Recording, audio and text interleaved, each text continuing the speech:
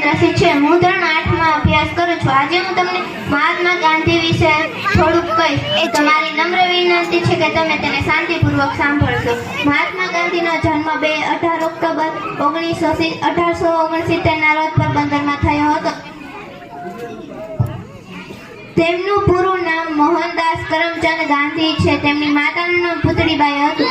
તેમને બાળપણમાં હરિશ્ચંદ્રનું નાટક જોયું અને શ્રવણની વાર્તા વાંચી હતી।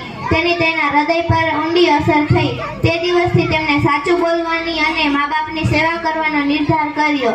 ગાંધીજીએ માધ્યમિક અભ્યાસ પૂર્ણ કર્યો। ઉચ્ચ અભ્યાસ કરવા માટે વિલાયત ગયા અને બેરિસ્ટર બન્યા। ગાંધીજી વકીલાતનો અભ્યાસ કરવા માટે દક્ષિણ આફ્રિકા ગયા। ત્યાં તેમને ગોરાઓ દ્વારા હિન્દીઓનો અન્યાય નજર જોયો।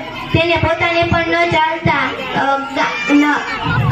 રંગભેદનો કડવો અનુભવ થયો। તે અન્યાય દૂર કરવા તેમણે અહિંસક લડત લડી। તે લડતમાં તેઓ સફળ થયા। ગાંધીજી રાષ્ટ્રપિતા અને મહાત્મા ગાંધી તરીકે સમસ્ત ભારતીય પ્રજાના હૃદયમાં આદરભર્યું સ્થાન ધરાવે છે।